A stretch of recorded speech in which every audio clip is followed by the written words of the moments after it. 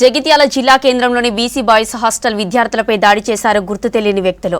మద్యం మత్తులో హాస్టల్లోకి చొరబడి విద్యార్థులను చితకబాదారు. స్థానికంగా ఉండే కొందరు యువకులు కొన్ని రోజులుగా తమను అడ్డుకొని డబ్బులు డిమాండ్ చేస్తున్నట్లు చెప్పారు స్టూడెంట్స్. ఇవ్వకపోతే దాడి చేస్తున్నారని వివరించారు. తాగి రోజు హాస్టల్ ముందు గొడవ చేస్తున్నారని అన్నారు. తమకు ప్రాణహాని ఉందని దాడి చేసే వాళ్లపై చర్యలు తీసుకోవాలని కోరారు స్టూడెంట్స్. వాళ్ళు వచ్చే టైంలో వాళ్ళని బెదిరించారట. స్కూటీ టైంలో స్కూటీ పట్టుకుని వచ్చారు. వాళ్ళ ఇంకా నుంచి వచ్చే టైంలో వాళ్ళని బెదిరించారు. మనీ ఏమన్నారు, వాళ్ళు ఇవ్వాలి. మళ్ళీ ఇక్కడికి వచ్చినాక దాడి చేయడం స్టార్ట్ చేశారు. ఎప్పుడు పడితే అప్పుడు మధ్యాహ్నం నుంచి హాస్టల్కి వచ్చి మా మీదకి దాడి చేయడం జరుగుతుంది. ఎవరైతే అన్కౌంట్ పర్సన్స్ అది భయపడి వెళ్తున్నారు. నైట్ ఇద్దరు వెళ్ళిపోయారు. నైట్ 12 o'clock అవుతుంది. నైట్ 5 వాళ్ళ డాడీ వచ్చి 5 కారు వెళ్ళిపోయారు. ఎందుకు భయపడి వెళ్తున్నారు హాస్టల్. ఎందుకు వాళ్ళు వచ్చి కొట్టే దాడి చేయడం వల్ల మధ్యాహ్నం సేవించి దాడి చేయడం జరుగుతుంది. అందుకే పిల్లలు భయపడి నైట్ వెళ్ళిపోయారు. తెలియని వ్యక్తులు వచ్చి మా మీద దాడి చేసారు. అందుకే మేము ఇంటికి పోతున్నాం. తెలియదు వాళ్ళు ఎందుకు వచ్చారో తెలియదు. వచ్చి కొట్టారు. నేను కూకున్నాం, అందరం కూకున్న లేపి కొట్టారు. ఎవరి దగ్గర తాళం కొట్టారు. 200 ఫోన్పే చేయమన్నాడు. ఫోన్పే అయిపోతే మాకు ఇష్యూ పెట్టమన్నాడు. ఇంకొకసారి ఇట్లా అయితే మాకు ఇట్లా మాకేమైనా ప్రాబ్లం అయితే ఇట్లా దీంతో రెండోసారి హాస్టల్ మీద దాడి. వీళ్ళు కాలేజీకి వెళ్ళి పిల్లలు వస్తారు. దారి మధ్యలో ఒక ఇద్దరు పిల్లల్ని ఆ బండ ఆపి డబ్బులు అడిగిరట. అడిగితే వాళ్ళ దగ్గర లేవు అన్న, మా దగ్గర డబ్బులు లేవు అని అంటే, ఈరా 200 ఈరా లేకుంటే ఫోన్పే కొట్టు అంటే, ఫోన్లు కూడా లేవు అన్న, మా దగ్గర ఫోన్లు లేవు అని చెప్పారు. చెప్పినా కానీ వినకుండా నువ్వు బండి ఎక్కురా అది అంటే వీళ్ళు ఎక్కలేదు. చిన్నపిల్లలు వాళ్ళు ఉంటే వాళ్ళ ఏజ్ కూడా చాలా తక్కువ ఉంటుంది. బండి ఎక్కురా అంటే ఎక్కలేదు. ఎక్కకుంటే అయితే ఇక సరే ఇక వాళ్ళని కొట్టిరు. అక్కడ కొట్టినా కానీ ఇక వీళ్ళు పిల్లలు వాళ్ళు ఏం తిరగబడలేదు. చక్కగా హాస్టల్కి వచ్చేసాడు. హాస్టల్కి వచ్చేసినాక వాళ్ళు వెనకనే మళ్ళీ వీళ్ళు వచ్చారు. వీళ్ళు వచ్చినాక వీళ్ళు ఇక దొరికినట్టు ఒక 3-4 పిల్లలను బాగా కొట్టింది. గంజాయి విక్రయిస్తున్న 5 యువకులను అరెస్టు చేశారు జగిత్యాల జిల్లా పోలీసులు. 1,50,000 విలువ గల గంజాయిని స్వాధీనం చేసుకున్నట్లు తెలిపారు డీఎస్పీ రఘుచందర్. నాగ్పూర్ నుంచి గంజాయి తీసుకొచ్చి ఉమ్మడి కరీంనగర్ జిల్లాలోని పలు ప్రాంతాల్లో నిందితులు అమ్ముతున్నట్లు గుర్తించామన్నారు. 5 నిందితులను అరెస్టు చేసి 5 సెల్ ఫోన్లు, 2 బైక్స్ స్వాధీనం చేసుకున్నట్లు చెప్పారు. 5 నిందితులను రిమాండ్కు పంపనున్నట్లు తెలిపారు డీఎస్పీ. గంజాయి విక్రయించినా సేవించినా కఠిన చర్యలు తీసుకుంటామని హెచ్చరించారు పోలీసులు.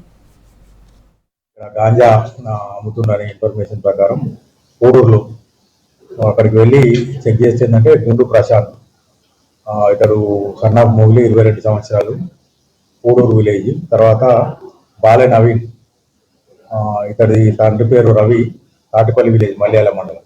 వీళ్ళిద్దరు కలిసి ఏంటంటే అక్కడ ఒక దగ్గర ఉండి ఈ ప్యాకెట్స్ వేసి చేయడానికి తయారు చేస్తుంటారు. మనం అక్కడ వెళ్ళి చెక్ చేస్తే ఏంటంటే వాళ్ళ దగ్గర 2 కిలోల గాంజా దొరుకుతుంది. 2 కిలోల గాంజా దొరికితే ఇంకొకతను వీళ్ళతోటి మన వంశీ అని ఉంటాడు, వెంకటాయపల్లి, గంగాధర మండలం.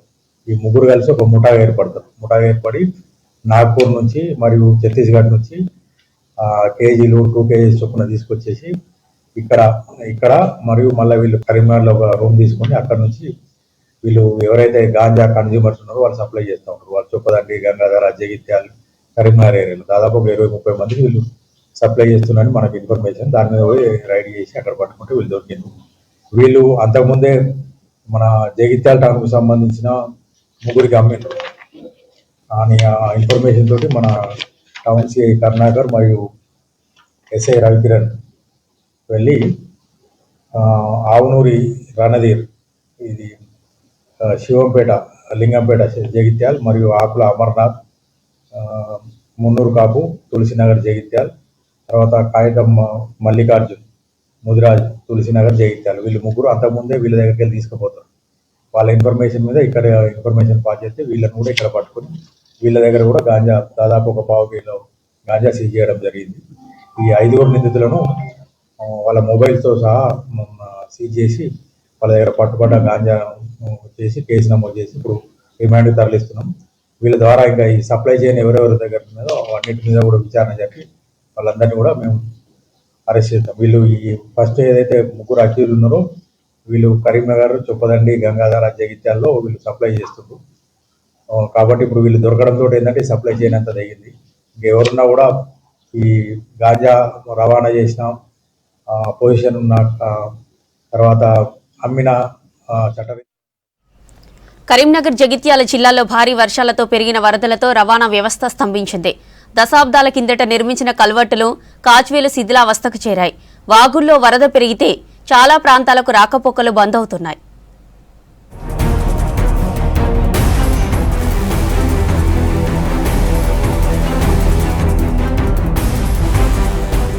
కరీంనగర్లో ఈ ఏడాది కురిసిన కొద్దిపాటి వానలకే రోడ్లు చాలా చోట్ల ధ్వంసమయ్యాయి. కొన్ని చోట్ల వంతెనలు, కల్వర్టులు దెబ్బతినగా లో లెవెల్ కాజ్ వేల్లో రోడ్లు పూర్తిగా కొట్టుకుపోయాయి. రహదారులు కోతకు గురికావడంతో అనేక గ్రామాలకు రాకపోకలు స్తంభించిపోయాయి. దీంతో ప్రత్యామ్నాయ మార్గాల్లో ప్రయాణిస్తున్నారు ప్రజలు.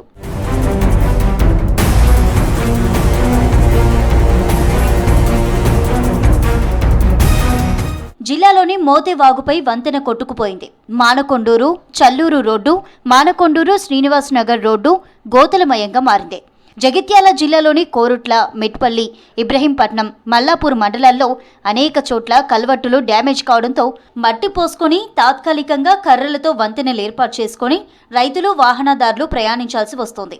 రోడ్లపై ఏర్పడిన గోతుల్లో పడి వాహనాలు ప్రమాదాలకు గురవుతున్నాయి.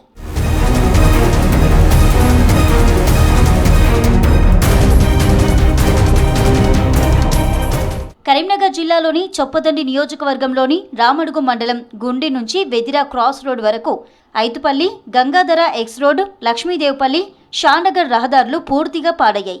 మానకొండూరు నియోజకవర్గంలోని Ganneruvaram road, Gunukula Kondapur road, Karimnagar rural మండలంలోని నగనూరు, తీగలగుట్టపల్లి రోడ్డులు, చెర్లబూత్కూరు రహదారి అనేక చోట్ల కోతలకు గురైంది. జిల్లా వ్యాప్తంగా 80కి పైగా కాజ్వేలపై నుంచి ఏటా వరద నీరు ప్రవహిస్తోంది. వీటిలో సగానికి పైగా కాజ్వేలు శిథిలావస్థకు చేరుకున్నట్లు గతంలోనే పంచాయతీరాజ్ ఇంజనీరింగ్ విభాగం అధికారులు గుర్తించారు. కానీ వాటి మరమ్మతులకు ఎలాంటి చర్యలు చేపట్టలేదు.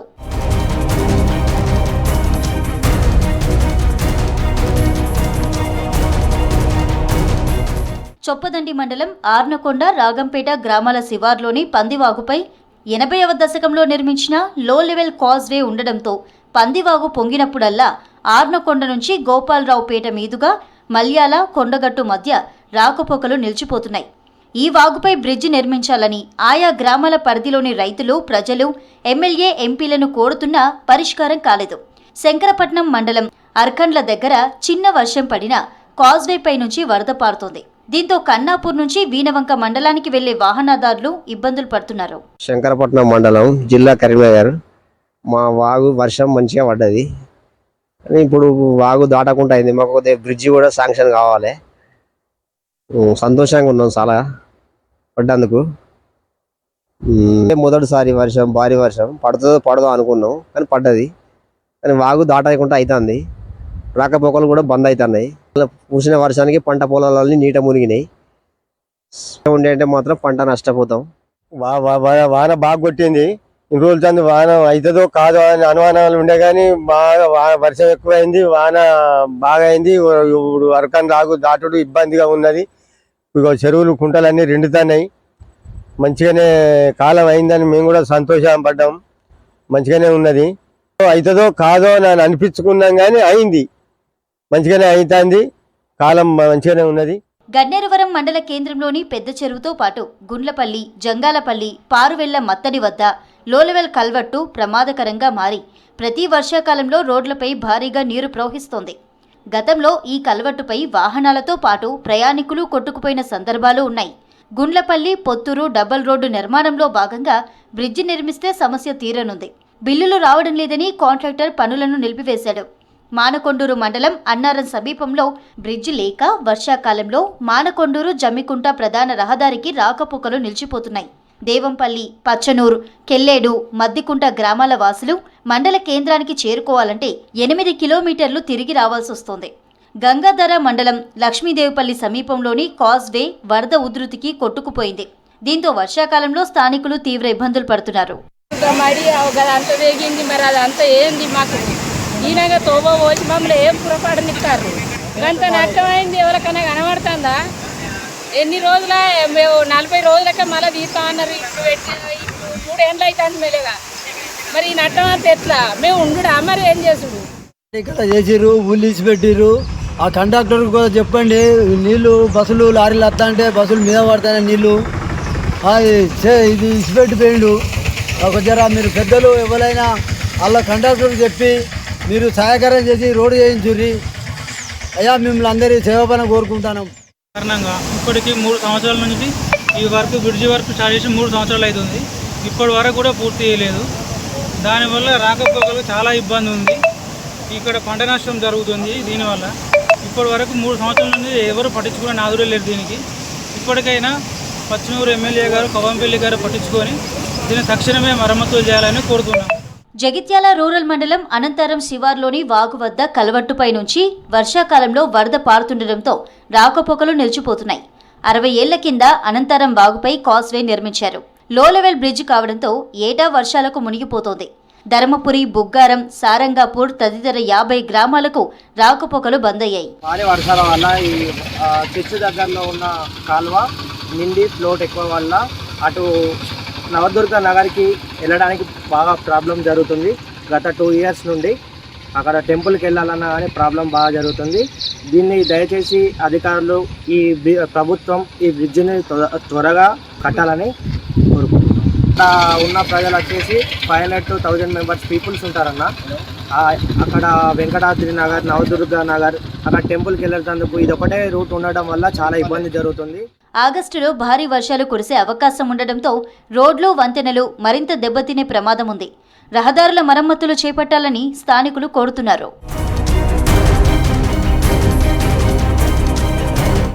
ఆండ్రాయిడ్ ఫోన్లకు అతుక్కుపోతున్నారు చిన్నారులు. ఉదయం లేవగానే ఫోన్తో ఫ్రెండ్షిప్ చేస్తున్నారు. చిన్నారులను ఆటల వైపు మళ్లించే ప్రయత్నం చేస్తున్నారు వరంగల్ నగర మున్సిపల్ కార్పొరేషన్. ఆ ప్రయత్నాన్ని అందరూ అభినందిస్తున్నారు.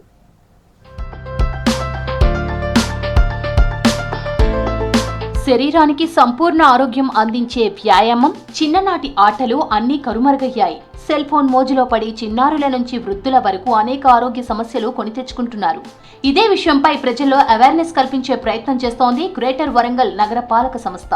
వరంగల్, కడిపికొండ, హన్మకొండలో రైల్వే బ్రిడ్జిలకు 2 వైపులా బాల్యంలో ఆడుకున్న ఆట బొమ్మలు గీయించింది.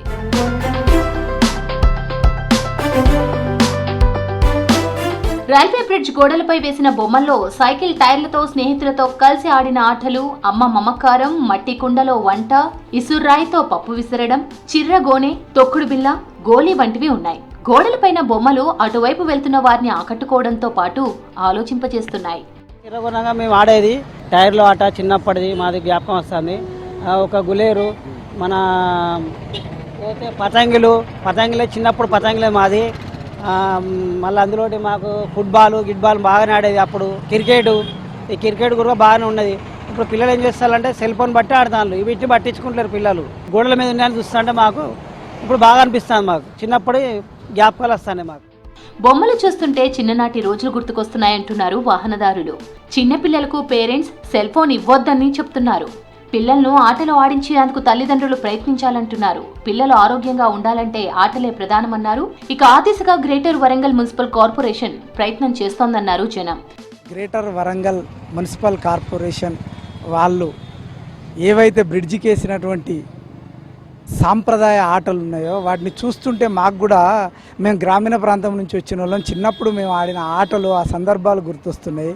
కోతి కొమ్మచ్చి కావచ్చు, లేదంటే చిర్రగోనే కావచ్చు, ఇంకా అనేక గ్రామీణ వాతావరణంలో ఉన్నటువంటి ఇసురాయి, పల్లీలు కొట్టబోయేది మేము. ఇట్లా ఎక్సర్సైజ్ జరుగుతూనే మైండ్ కూడా కాన్సన్ట్రేషన్ వచ్చేది. ఓ చిర్రగోని ఆడాలంటే అది ఎక్కడ కొట్టాలి, ఎక్కడ పడాలనేటువంటి ఒక దృక్కోణము, దృష్టి దాని మీద కేంద్రీకృతం అయ్యే విధంగా ఆటలు ఉండేది. అవి శారీరకంగా కూడా ఎక్సర్సైజ్ కంటే కూడా ఎక్కువ ఉండేది. దానివల్ల ఫిట్నెస్ అనేది ఎక్కువ వచ్చింది. కానీ ఈనాడు ఇప్పుడు పెరుగుతున్నటువంటి జనరేషన్కు సాంప్రదాయ ఆటలు అనేటి కనీసం వాటి పేర్లు తెలియని పరిస్థితి ఉన్నది. పెద్దవాళ్ళు కూడా ఆటలు, వ్యాయామం మర్చిపోయారంటున్నారు విద్యావేత్తలు. ఆటల వల్ల ఆరోగ్యంతో పాటు మానసిక ప్రశాంతత లభిస్తుందని చెప్తున్నారు. స్థానిక మున్సిపల్ కార్పొరేషన్ చేస్తున్న ప్రయత్నంతో మార్పు రావాలంటున్నారు జనం. నా బాల్యంలో నేను కూడా గోళీలాట ఆడినటువంటి సందర్భం ఉంది, చిర్రగున ఆట ఆడినటువంటి సందర్భం ఉన్నది, తర్వాత టైరు ఆట ఆడినటువంటి సందర్భం ఉంది. కోతి కొమ్మచ్చులు ఆడుతూ అనేక సందర్భాల్లో ఆ కొమ్మ నుంచి స్మూత్గా కిందకు జారిపడినటువంటి గుర్తులు కూడా ఉన్నాయి. దాగుడు మూతలు ఆడేటటువంటి క్రమంలో మనం పట్టుకునేటటువంటి క్రమంలో ఒక ఎంజాయ్మెంట్, ఒక ఆత్మసంతృప్తి, ఒక మానసికమైనటువంటి ఉల్లాసాన్ని కలిగించినటువంటి అట్లాంటి క్రీడలన్నిటిని కూడా పెద్ద ఎత్తున గ్రామీణ ప్రాంతాల్లో నా బాల్యంలో నేను కూడా ఆడినటువంటి సందర్భం ఉంది. 40 ఏళ్ల క్రితం మేము ఆడుకున్నటువంటి గ్రామీణ క్రీడలు కూడా ఇవాళ కనుమరుగైపోయినాయి. ఎక్కడ కూడా గ్రామీణ ప్రాంతాల్లో ఈ ఆటలు యువత కానీ, విద్యార్థులు కానీ, బాలబాలికలు కానీ ఆడుకుంటున్నటువంటి సందర్భాలు కూడా లేవు. చిన్నారులకు చదువుతో పాటు ఆటలు నేర్పించేందుకు తల్లిదండ్రులు ప్రయత్నించాలంటున్నారు. సెల్ ఫోన్లకు దూరంగా ఉంచాలంటున్నారు జనం. వానాకాలంలో కరీంనగర్, జగిత్యాల జిల్లాల్లో పురాతన ఇండ్లు, భవనాలు ప్రజలను భయపెడుతున్నాయి. ఏ క్షణాన కూలుతాయో తెలియక దారిన వెళ్లే వాళ్లు టెన్షన్ పడుతున్నారు. వానాకాలంలో ప్రమాదాలు జరిగే అవకాశం ఉందని ఆందోళన చెందుతున్నారు.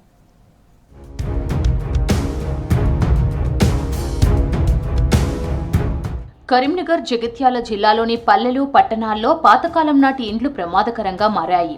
100 ఏళ్ల క్రితం నిర్మించిన ఇండ్లలోనూ ఇప్పటికే జనం నివాసం ఉంటున్నట్లు గుర్తించిన వాటిపై చర్యలు తీసుకోకపోవడంపై విమర్శలు వస్తున్నాయి. కరీంనగర్ మున్సిపల్ కార్పొరేషన్ నగర పరిధిలో 100కు పైగా ఇండ్లను గుర్తించి నోటీసులు ఇచ్చారు అధికారులు. కొన్ని చోట్ల ఇండ్లకు నోటీసులు అంటించి వెళ్తున్నారు.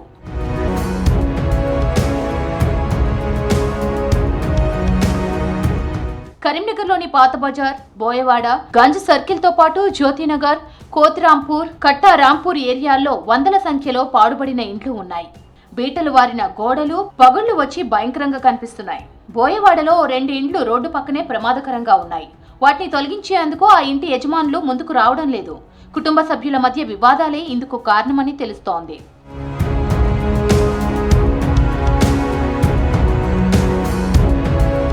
టవర్ సర్కిల్లో 100 ఏళ్లకు పూర్వం కట్టిన ఓ ఇంటిలో ఇప్పటికీ మనుషులుంటున్నారు.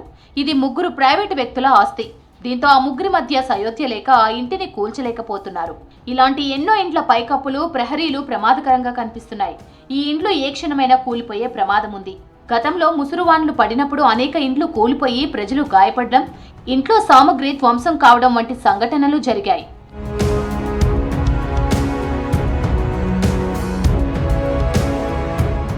సిటీతో పాటు జగిత్యాలలో ప్రతి కాలనీలో శిథిలావస్థకు చేరిన భవనాల నుంచి ప్రజలను ఖాళీ చేయిస్తున్నారు అధికారులు. ఇండ్లు లేని వాళ్లు అద్దెలు చెల్లించే స్తోమత లేక ఖాళీ చేసేందుకు ముందుకు రావడం లేదు. దీంతో వారితో పాటు స్థానికుల భద్రతపై భయాందోళనలు వ్యక్తమవుతున్నాయి. కూలిపోతాయని భయం. పిల్లలు ఉన్నారు కదా, ఆడుకుంటారు, దాని కిందకెళ్ళి నడుస్తారు కదా, కూలిపోతాయని భయం మాకు. ఎందుకంటే పాత ఇండ్లు కదా, చాలా రోజుల కింది, కూలిపోతే మాకు కూడా కొంచెం బెటరే కదా. మేము నడవం, అందుకనే పిల్లలు స్కూల్ నుంచి వస్తుంటే ఆడుకుంటుంటేనే వెళ్తారు. మేమంటే ఇట్లా వెళ్తాం, పిల్లలకు తెలియదు కదా, తెలియక అట్లా వస్తారు.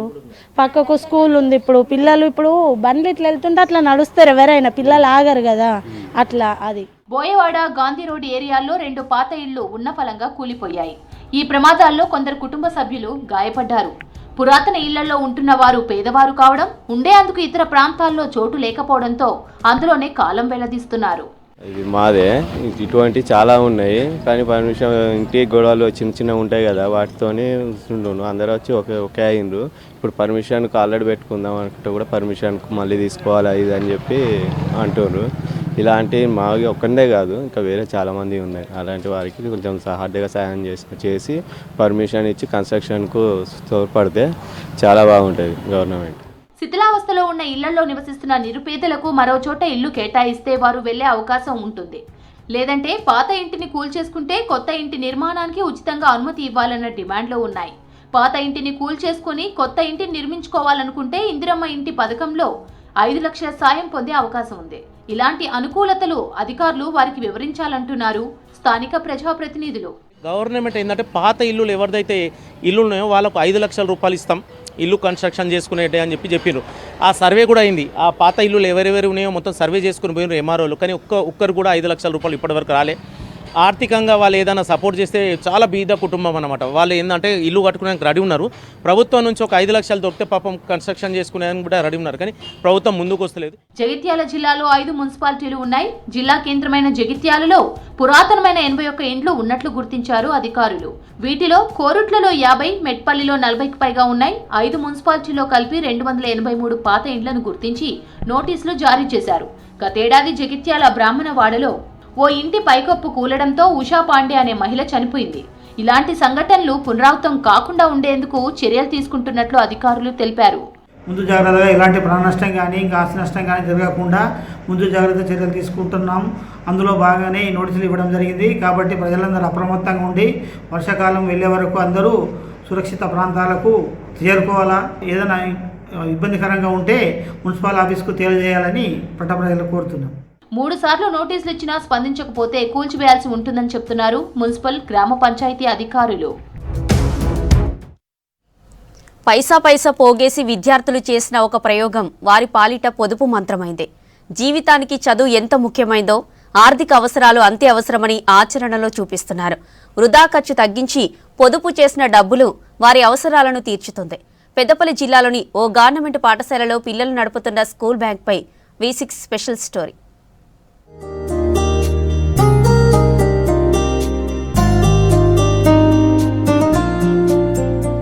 పెద్దపల్లి జిల్లా సుల్తానాబాద్ మండలంలోని గర్రపల్లి జిల్లా పరిషత్ ఉన్నత పాఠశాల ఉపాధ్యాయులు వినూత్నంగా ఆలోచించారు. జీవితంలో పొదుపు, ఆర్థిక క్రమశిక్షణ అనేవి ఎంతో విలువైనయో పిల్లలకు అర్థమయ్యేలా చెబుతున్నారు. బడిలోనే ప్రత్యేకంగా స్కూల్ బ్యాంకును ఏర్పాటు చేసి ప్రాక్టికల్గా చేయిస్తున్నారు. ఫోన్పేపై ఆసక్తిని పెంచడమే కాకుండా విద్యార్థులకు బ్యాంకింగ్ లావాదేవీలపై అవగాహన కలిగించేందుకు ఈ స్కూల్ బ్యాంకు నిర్వహణను చిన్నారులకే అప్పజెప్పాలని నిర్ణయించారు. అచ్చంగా బ్యాంకులో మాదిరి లావాదేవీలు ఉండేలా వ్యవస్థను తీర్చిదిద్దారు. పిల్లలు డబ్బులు తెచ్చుకుంటున్నారు, వృధాగా ఖర్చు పెడుతున్నారు. ఆ వృధా ఖర్చును తగ్గించడం కోసం మన స్కూల్లోనే వాళ్ళకు ఒక బ్యాంక్ లాగా ఏర్పాటు చేస్తే దాంట్లో సేవింగ్స్ అనేవి వాళ్ళకు తెలుస్తాయి అనేది, సేవింగ్ హ్యాబిట్ ఇంప్రూవ్ చేయడం ఒకటి. ఇంకొకటి బ్యాంకింగ్ వ్యవస్థలో విత్డ్రాల్ ఫామ్ అంటే ఏంటిది, ఓచర్ అంటే ఏంటిది, డిపాజిట్ ఫామ్ అంటే ఏంటిది, ఎలా క్యాషియర్ దగ్గర ఎట్లా తీసుకోవాలి డబ్బులు అనేటివి, ఇవన్నీ పిల్లలందరికీ స్కూల్లో ఉన్న పిల్లలందరికీ అవగాహన కల్పించడం కోసం ఇది ఏర్పాటు చేయడం జరిగింది. స్కూల్ బ్యాంకులోనూ నిజంగా బ్యాంకులో లాగే లావాదేవీలు నిర్వహిస్తున్నారు విద్యార్థులు. డబ్బులు జమ చేయాలనుకునేవారు, విత్డ్రా చేయాలనుకునే విద్యార్థులు క్రెడిట్, డెబిట్ ఓచర్లను స్వహస్తాలతో నింపుతారు. బ్యాంకింగ్ సేవల నిర్వహణ కోసం విద్యార్థులకు ముందుగా శిక్షణ ఇచ్చారు సోషల్ టీచర్ వెంకటేష్. ఇలాంటి కార్యక్రమాలతో విద్యార్థులకు చిన్నతనంలో డబ్బు వాల్యూ తెలుస్తుందన్నారు. సోషల్ సబ్జెక్ట్లో బ్యాంకింగ్ ఒక లెసన్ ఉంటుంది. దీనిపైన ఫినాన్షియల్ లిటరసీ కల్పించాలనేది ఒక కాన్సెప్ట్. తర్వాత పిల్లలకు వేస్టేజ్ ఆఫ్ మనీ కాకుండా చూడడం, బ్యాంకింగ్ కాన్సెప్ట్ నేర్పించడం. ముఖ్యంగా ఏవైతే ఫామ్స్ ఉంటాయో, ఇప్పుడు 3 రకాల ఫామ్స్ ఉంటాయి, కేవైసీ ఫామ్, అదేవిధంగా విత్డ్రాల్, డిపాజిట్ ఫామ్స్, వాటి గురించి పిల్లలకు ఎక్స్ప్లెయిన్ చేయడం. లోకల్కి ఇంకో సిచ్యువేషన్ ఏంటంటే మైగ్రేషన్ ఉంటుంది. ఇక్కడి నుంచి నేపాల్ వెళ్తారు, అక్కడి నుంచి వచ్చినప్పుడు పిల్లల దగ్గర మనీ అనేది ఉంటుంది, పేరెంట్స్ ఉండరు, ఇక్కడ ఫ్యామిలీని పిల్లలు లీడ్ చేస్తారు. కాబట్టి వాళ్ళకు పొదుపు అనేది అవసరమైంది. ఈ కారణాల చేత మేము బ్యాంక్ పెట్టుకోవడం జరిగింది. స్కూల్ బ్యాంకులో మేనేజర్ సహా మొత్తంగా 14 మంది సిబ్బంది ఉంటారు. వీరంతా కూడా ఆ బడిలో చదివే పిల్లలే. ఒకరు మేనేజర్, మరొకరు అసిస్టెంట్ మేనేజర్, 3 చొప్పున క్యాషియర్లు, అకౌంటెంట్లు, 2 క్లర్క్లు, 4 హెల్ప్ డెస్క్ సిబ్బందిగా వ్యవహరిస్తారు. స్కూల్లో ఎస్పీజీ బ్యాంక్ అనేది పెట్టడం జరిగింది. ఎస్పీజీ అంటే స్కూల్ బ్యాంక్ ఆఫ్ గర్రపల్లి. బ్యాంక్లో పిల్లల మేనేజర్స్, అసిస్టెంట్ మేనేజర్స్, క్యాషియర్స్, అకౌంటెంట్స్గా క్లర్క్లా పనిచేస్తారు. ఈ మొత్తం ఓన్లీ ఈ బ్యాంక్ మాత్రం ఓన్లీ స్కూల్ స్టూడెంట్స్కి మాత్రమే. ఈ బ్యాంక్లో ఏంటంటే నేను క్యాషియర్గా పనిచేస్తున్నాను. వచ్చిన కస్టమర్స్ దగ్గర మనీ కలెక్ట్ చేసుకొని వాళ్ళ దగ్గర పర్సనల్ డీటెయిల్స్ తీసుకొని, అంటే ట్రాన్సాక్షన్ నెంబర్, ఇంకా వాళ్ళ నేమ్, వాళ్ళు ఇచ్చే మనీ, అకౌంట్ నెంబర్ నోట్ చేసుకొని వాళ్ళకి మనీ తీసుకోవడం జరుగుతుంది. స్కూల్లో తరగతులకు ఇబ్బంది కలగకుండా ఉండేందుకు ఉదయం, సాయంత్రం, మధ్యాహ్న భోజన విరామం సమయంలో కొద్దిసేపు నిర్వహిస్తారు. గర్రెపల్లి బడిలో స్కూల్ బ్యాంకును డీఈఓ మాధవి ప్రారంభించారు. బడిలోని ఉపాధ్యాయులు, విద్యార్థులను ఆమె అభినందించారు. తెలంగాణ రాష్ట్రంలో జనగామ, మహబూబ్ నగర్ జిల్లాల్లో 1 చొప్పున స్కూల్ బ్యాంకులు ఉన్నాయని, గర్రెపల్లిలో ఏర్పాటు చేసిన స్కూల్ బ్యాంకు రాష్ట్రంలో 3వది. ఈ బడిలో చదివే విద్యార్థులలో 120 మంది విద్యార్థులు స్కూల్ బ్యాంకులో ఖాతాలు తెరిచారని చెప్పారు. విద్యార్థులకు బ్యాంకు పాస్బుక్లు కూడా అందజేశారు. నేను ఇక్కడ ఈ బ్యాంక్లో అకౌంటెంట్గా పనిచేస్తున్నాను.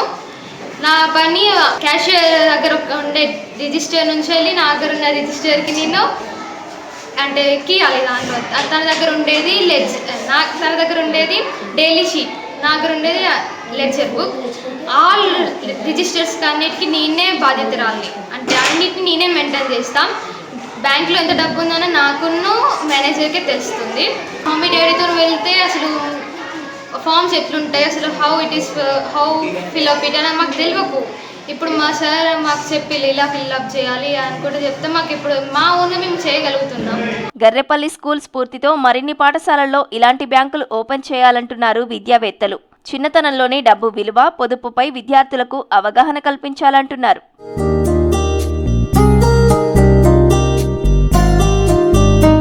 నల్లమల అటవీ ప్రాంతం ఎన్నో ఆధ్యాత్మిక, చారిత్రక, పర్యాటక ప్రాంతాలకు నిలవు. నల్లమల ఒడిలో కృష్ణానది చెంతన ఎన్నో ప్రసిద్ధ పుణ్యక్షేత్రాలున్నాయి. వెలుగులోకి రాని ఎన్నో ప్రకృతి రమణీయ ప్రదేశాలు ఉన్నాయి. తెలంగాణ ఊటీగా పేరుగాంచిన నల్లమల పర్యాటకులను కనువిందు చేస్తోంది.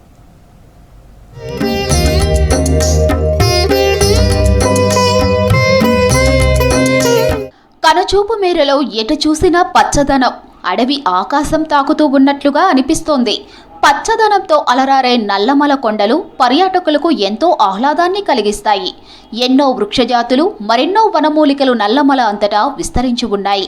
ఎత్తైన కొండలు, లోతైన లోయలు, అడవిలో నివసించే క్రూర మృగాలు, వన్యప్రాణులు, వాటితో సహజీవనం చేసే ఆదిమ చెంచు జాతి నల్లమలకు ప్రత్యేక ఆకర్షణగా నిలుస్తాయి. నల్లమలను ఆనుకొని పవిత్ర కృష్ణానది పరవళ్లు తొక్కుతూ ప్రవహిస్తోంది. అత్యద్భుతంగా దర్శనమిస్తూ పర్యాటకుల మదిని దోచే ఎత్తైన జలపాతాలు నల్లమల ఒడిలో ఎన్నో ఉన్నాయి. నాగర్ కర్నూలు జిల్లాను ఆనుకొని నల్లమల అటవీ ప్రాంతం వేలాది హెక్టార్ల విస్తీర్ణంలో విస్తరించి ఉంది. అచ్చంపేట నియోజకవర్గంలోని అమ్రాబాద్, పదరా, బల్మూరు లింగాల ప్రాంతంలో ప్రపంచ స్థాయి ఎన్నో ప్రసిద్ధ పుణ్యక్షేత్రాలు, చారిత్రక ప్రాంతాలు, ఆధ్యాత్మిక క్షేత్రాలు ఉన్నాయి. కొన్ని ఆదరణకు నోచుకోగా ఇంకా చాలా వరకు వెలుగులోకి రాని క్షేత్రాలు ఎన్నో ఉన్నాయి. వాటిలో 25 దాకా అత్యంత విశిష్టమైన ప్రాంతాలు ఉన్నాయి. వాటిలో మొదటిది ఉమామహేశ్వరం. ఇది శ్రీశైల క్షేత్రానికి ఉత్తర ద్వారంగా పిలువబడుతుంది.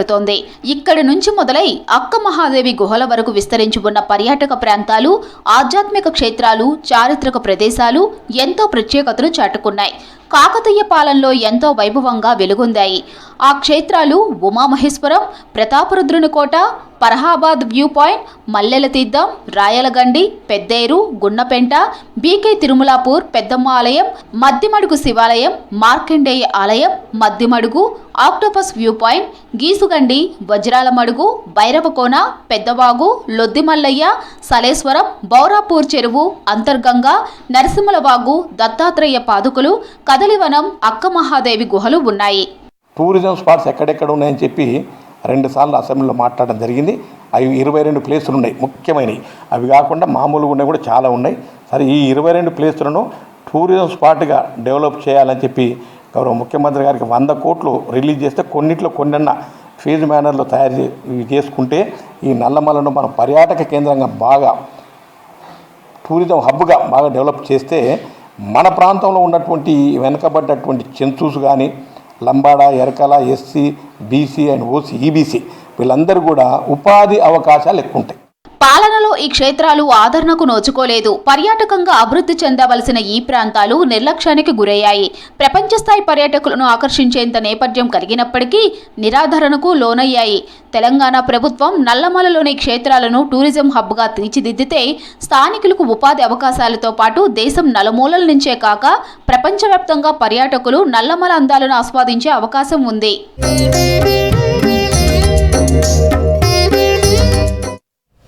సర్కార్ బడుల్లోని ఆస్ట్రోనమీ ల్యాబ్స్లో సాంకేతిక ప్రయోగాలు చేస్తున్నారు నిర్మల్ జిల్లా విద్యార్థులు.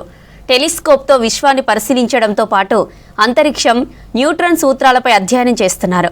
నిర్మల్ జిల్లాలో సర్కార్ పాఠశాలలోని ఆస్ట్రోనమీ ల్యాబ్లపై V6 న్యూస్ రిపోర్ట్.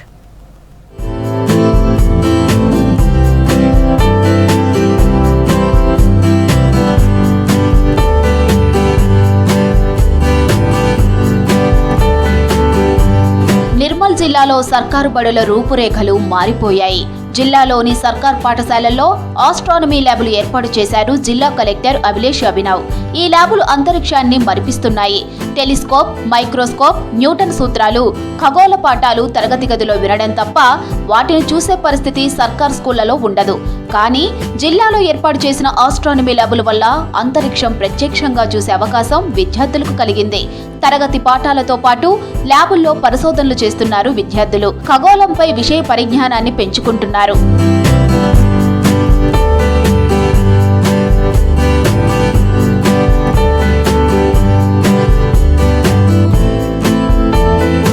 ల్యాబుల్లో బోధనకు ప్రత్యేకంగా నిపుణులను ఏర్పాటు చేశారు. దీంతో ల్యాబ్లో పరిశోధనలపై విద్యార్థులు ఆసక్తి చూపిస్తున్నారు. క్లాస్ రూమ్లో పాఠాలు విన్న తరువాత ప్రయోగాలు చేస్తున్నారు. పలు రకాల ఇన్నోవేషన్లు చేస్తూ ప్రతిభ చాటుతున్నారు విద్యార్థులు. భవిష్యత్తులో సైంటిస్టులు అవుతామని చెబుతున్నారు. టీచర్స్ మాకు బోర్డు పైన చెప్పేవారు, మాకు మామూలుగా అర్థమయ్యేది. కానీ మాకు ఈ ల్యాబ్ వచ్చినప్పుడు టీచర్స్ లెసన్స్ చెప్పడం అయిపోగానే అందులో ఉన్న ఎక్స్పెరిమెంట్స్ ప్రాక్టికల్స్ అనేటివి ల్యాబ్ రూమ్లో అన్నీ కళ్ళ ముందరనే అర్థమయ్యేగా అవగాహన అనేది మాకు పెరిగింది. ఇంకా సోలార్ సిస్టంలో ఉండే ప్లానెట్స్, వీటి యొక్క మాసెస్, ఇంకా slopes, phases of moons, day and night farming, ఇట్లా చాలా రకాలుగా మేము నేర్చుకున్నాం. మైక్రోస్కోప్ ఉంది ఇప్పుడు. అందులో సెల్ అంటే మనకు ఐ ద్వారా కనపడదు. అందులో సెల్ మైక్రోస్కోప్లో పెట్టి చూస్తే ఆ సెల్ యొక్క స్ట్రక్చర్ అనేది చూసాం. మళ్ళీ డే అండ్ నైట్ ఫార్మేషన్ ఎట్లా ఫామ్ అవుతుంది అని అవి చూసినాం. యాంటీ గ్రావిటీ చూసాం. ఇలాంటి ల్యాబ్ని చూసినాక పెద్ద అయినాక ఏ కోర్స్ అయినా తీసుకోవడానికి ఇబ్బంది లేకుండా ఈజీగా ఒక టాపిక్ని తీసుకొని భవిష్యత్తుకి ఈజీగా సాల్వ్ అయ్యే విధంగా ల్యాబ్లో చాలా అర్థమయ్యే విధంగా ఉంది. మాకు చాలా ఆనందంగా ఉంది. ముందు లేకపోయినా ఏం లేకున్నా కానీ అర్థం చేసుకున్నాం. కానీ ఇలా ల్యాబ్ ఉండడం వల్ల చాలా మీనింగ్ఫుల్గా డీప్గా అర్థం చేసుకున్నాం. ఇది ప్రతి ఒక్క స్కూల్కి ఉండాలనుకుంటున్నాం. మాకు టీచర్లు చెప్తుండే బోర్డు మీద బాగా అనిపిస్తుండే, కానీ ల్యాబ్కి వచ్చినాక అన్నీ బాగా అర్థమవుతున్నాయి. అన్ని ఎక్స్పెరిమెంట్ చేయడం. ప్రస్తుతం జిల్లాలో 4 ఆస్ట్రానమీ ల్యాబులను ప్రారంభించారు కలెక్టర్ అభిలాష్ అభినవ్. భవిష్యత్తులో జిల్లాలోని అన్ని పాఠశాలల్లో ఏర్పాటు చేస్తామని చెబుతున్నారు. ఈ ల్యాబులతో విద్యార్థులకు చదువుపై ఆసక్తి పెరుగుతుందంటున్నారు. ఆస్ట్రానమీ ల్యాబ్ అనేది మన స్కూల్కి డిస్టిక్లో ఉన్న అన్ని స్కూళ్ళలో కాకుండా ఒక 4 స్కూళ్ళు కేటాయించడం జరిగింది. అందులో కేజీపీవీలోని అనంతపేటలో మా స్కూల్లో కేటాయించడం జరిగింది. దీని వల్ల చాలా రకాల యూజెస్ ఉన్నాయి. వాళ్ళకి ఏంటంటే ఒక లెక్చర్ మెథడ్లో లేకపోతే మన స్కూల్కి ఉన్న చిన్న ల్యాబ్ సహాయంతో చిన్న ఐటమ్స్తో పాటు వాళ్ళకి ఎక్స్ప్లెయిన్ చేయడం జరిగింది.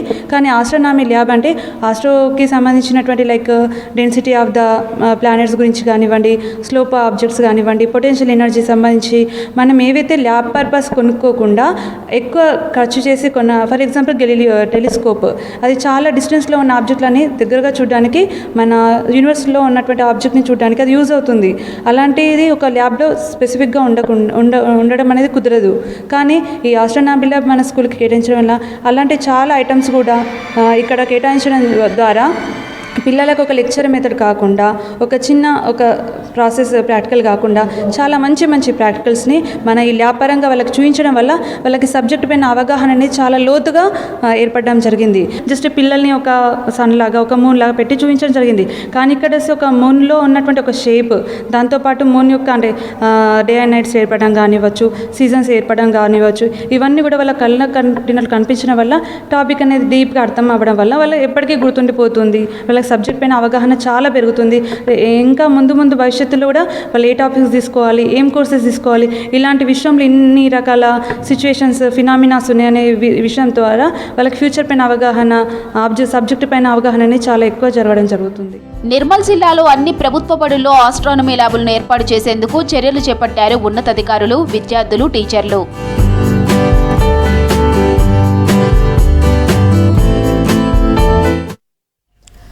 ఇవి తెలంగాణ అప్డేట్స్.